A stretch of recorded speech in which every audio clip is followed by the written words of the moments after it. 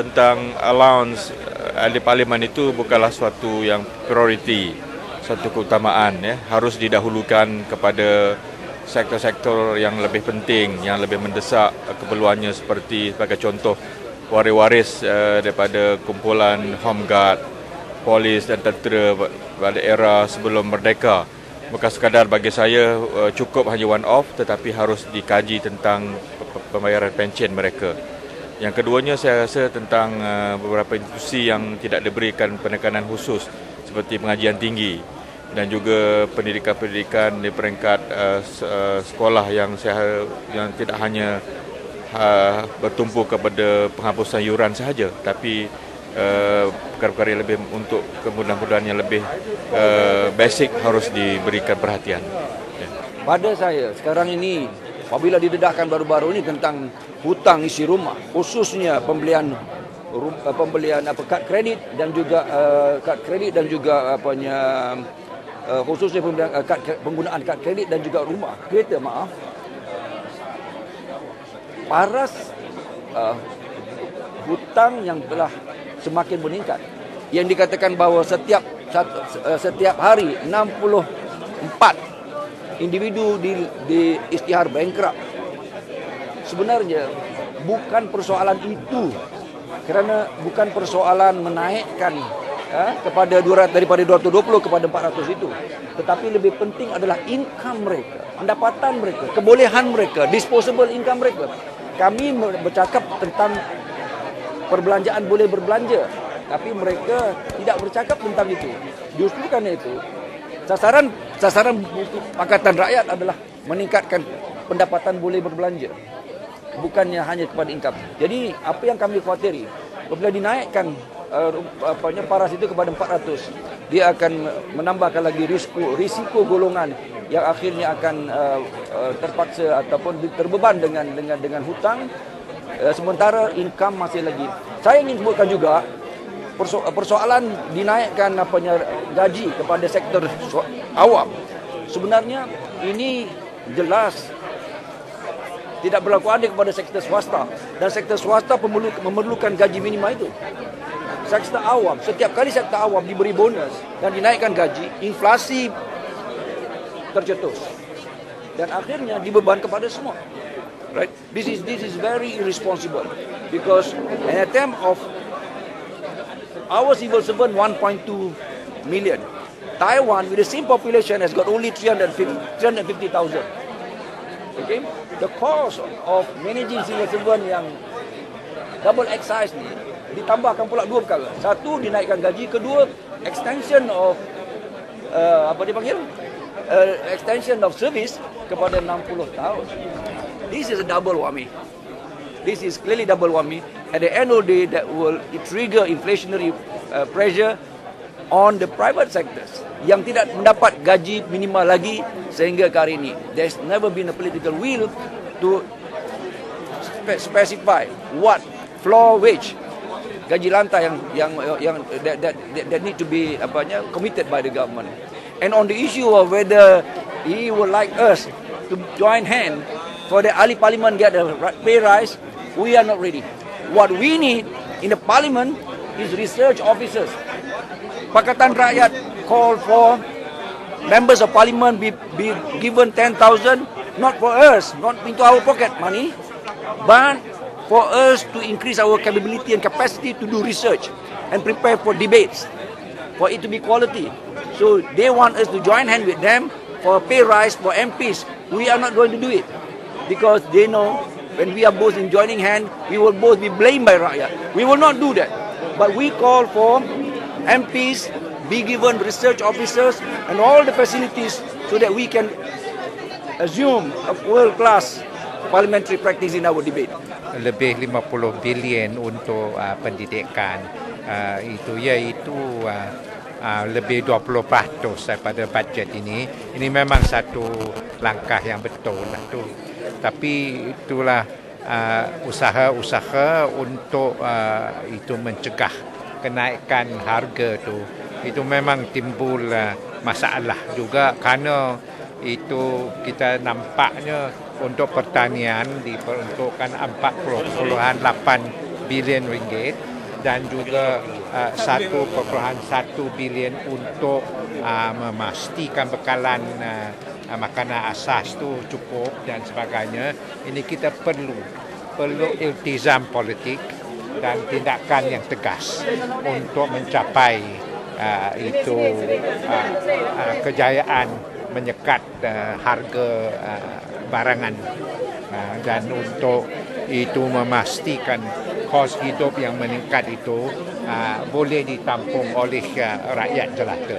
Bajet yang dibentangkan oleh Barisan Nasional kali ini memang menampakkan apa yang dipanggil sebagai political risk, tindakan mengambil risiko oleh pihak Barisan Nasional yang rata-rata menunjukkan bahawa keuntungan politik itu lebih dijadikan keuntungan utama. Kerana kita menjangkakan bahawa mana mungkin kerajaan Malaysia boleh hari ini boleh membuat perangkaan kurang daripada 5%. Jadi hari ini ditunjukkan bahawa mereka mau membuat dianggarkan lebih kurang 4.7%. Jadi defisit ya. Jadi saya melihat ini satu perkara yang bagi saya satu cabaran yang amat besar kepada Perdana Menteri hari ini. Jadi yang kita akan nantikan ialah bagaimana pendekatan kerajaan hari ini untuk mencari sumber ataupun dana. Ucapan yang terdahulu kita tahu secara pendekatan mendapatkan sumber dana melalui pendekatan kutipan cukai, melalui pendekatan penguatkuasaan. So hari ini saya tak nampak lagi dan saya rasa kemungkinan pendekatan yang sama akan digunakan, iaitu dengan mengutip hasil daripada rakyat untuk digunakan untuk pembangunan. Dari segi elemen-elemen untuk mewujudkan iklim suasana ekonomi yang kompetitif, saya tidak nampak.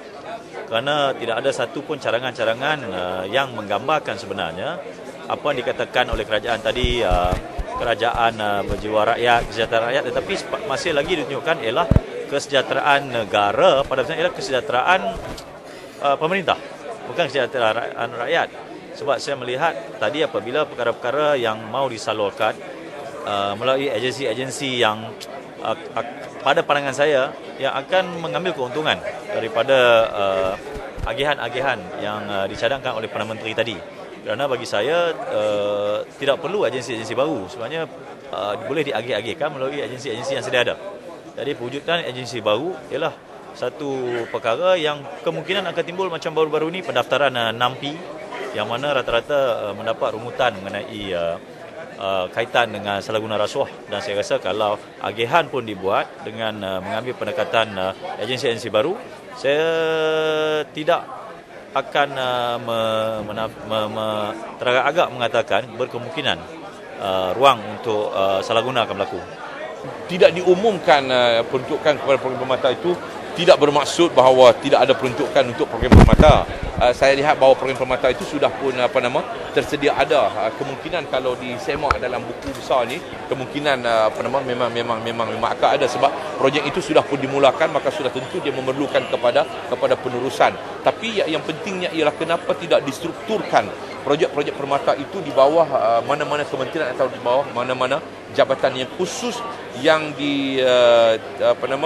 dihandle oleh seorang menteri, bukan dihandle oleh isteri Perdana Menteri. Itu isu persoalan yang dipersoalkan selama ini. Isunya ialah yang diumumkan iaitu insentif, iaitu pelepasan cukai untuk mana-mana yang mereka nak beli teksi baru ataupun nak jual teksi lama.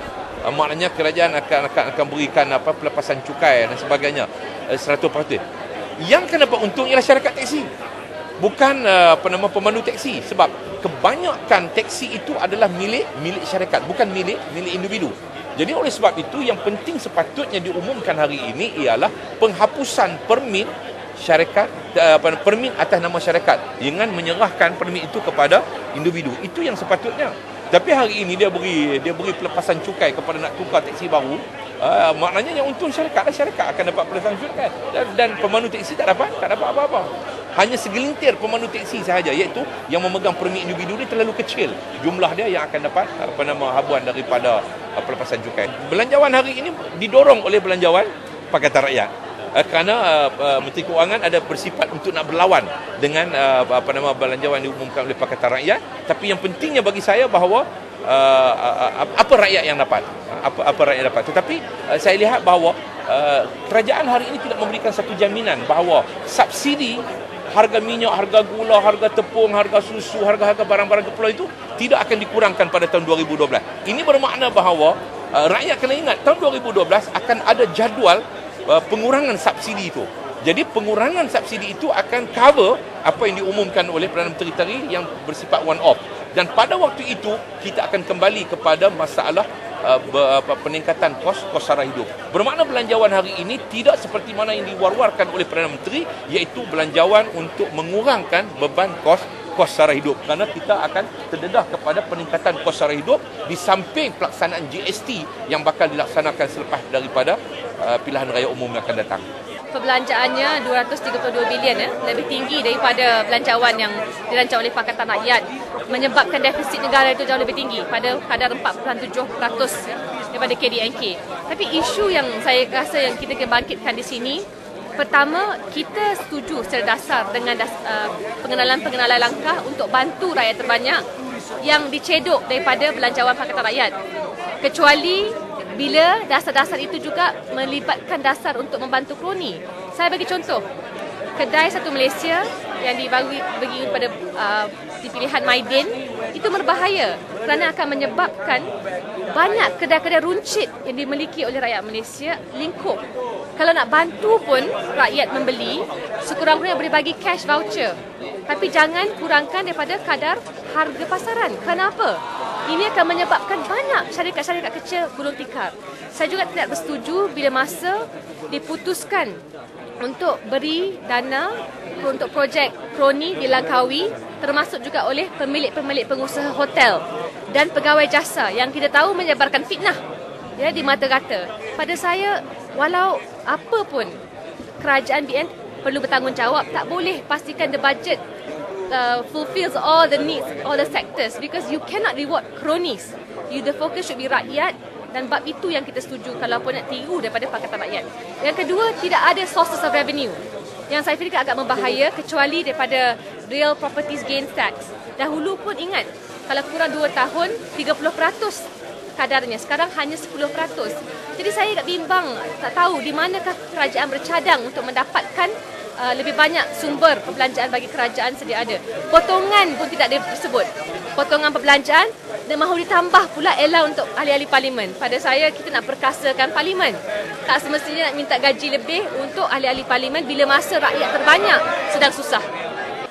Saya lihat banyak janji-janji, banyak tawaran-tawaran, banyak imbuhan-imbuhan yang nak diberi. Tapi walau bagaimanapun tidak ada langkah-langkah yang lebih konkret, yang lebih long term seperti apa yang dibentangkan dalam belanjawan Pakatan Rakyat, yang mana kita berani untuk menawarkan gaji minima sebanyak 1,100. Tapi dalam dia kasih macam-macam lah, bonus sana lah, gaji sini naik, situ naik, tapi dia tidak berani membuat tawaran gaji minima 1,100. Dan pemberian kepada pada warga emas lah dan sebagainya pun bukan satu yang bersikap long term, short term. Kalau dibandingkan dengan Pakatan Rakyat belanjawan, kita berani memberikan allowance suri rumah tangga yang sebanyak RM1,000 setahun. Jadi itu lagi berbentuk long term, yang mana rakyat boleh merancang hidup dengan lebih teratur dan lebih yakin. Lebih yakin lah.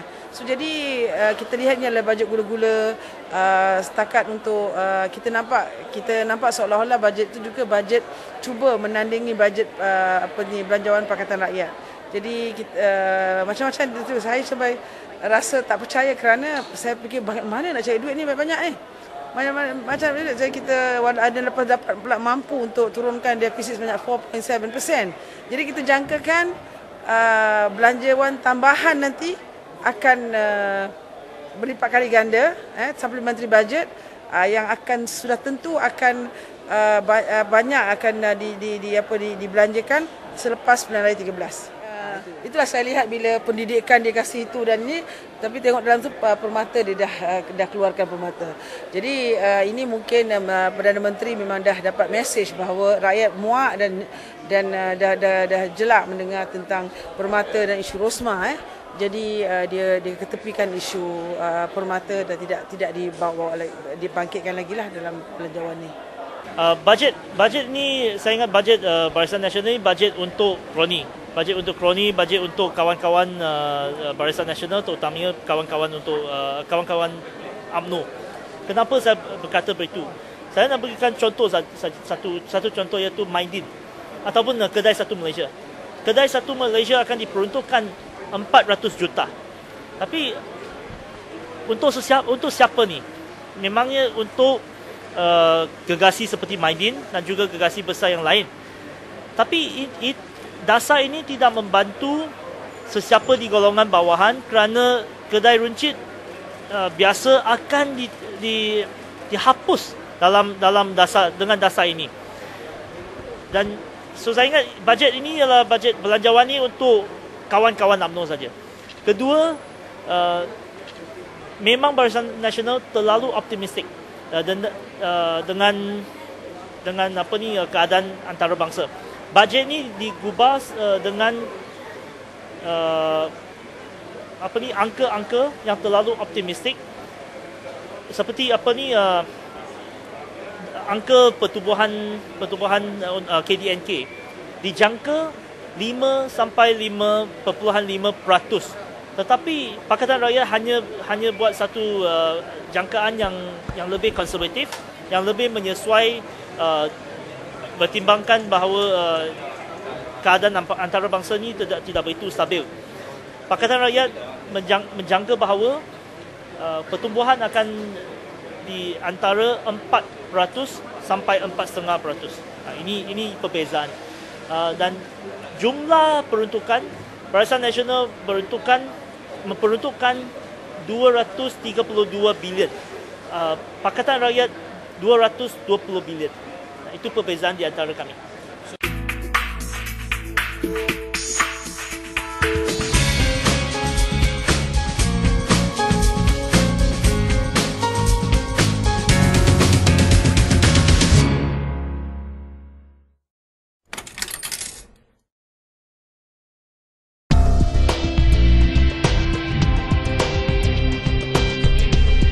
Pihak Mediapas melancarkan e-paper, merupakan satu program baru dalam Mediapas asaskan kepada teknologi maklumat yang terkini yang wajib kita manfaatkan.